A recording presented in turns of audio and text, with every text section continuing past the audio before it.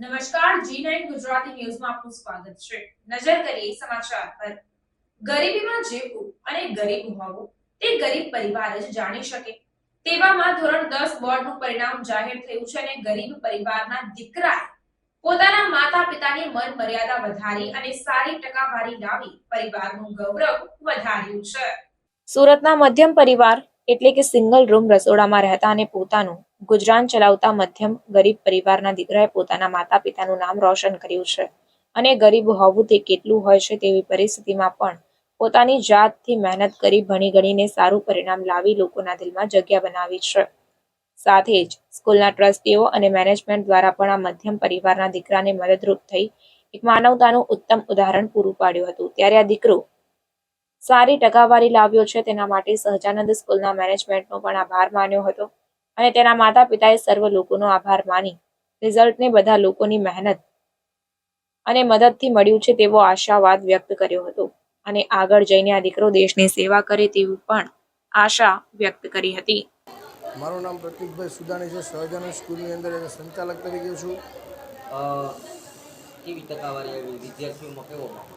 શાળાની અંદર અમારે આ છેલ્લા 2 વર્ષથી 100% રિઝલ્ટ આવે છે। આ વર્ષે પણ અમે 100% રિઝલ્ટ પ્રાપ્ત કરેલું છે। શાળાની અંદર આ વર્ષે જે અમારું બાળક એટલે કે ચોવટિયા સિદ્ધ જે 95.47% સાથે શાળાની અંદર પ્રથમ છે।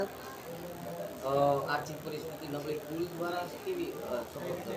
વાલીની સ્થિતિ જો કે ગણવામાં આવે તો કે આપણે દેખીતી રીતે એવું હતું કે શાળાની ખૂબ જ નજીકના વિસ્તારમાં રહેતા હતા એટલે અમને પર્સનલી ખબર છે કે થોડીક નબળી પરિસ્થિતિ હતી।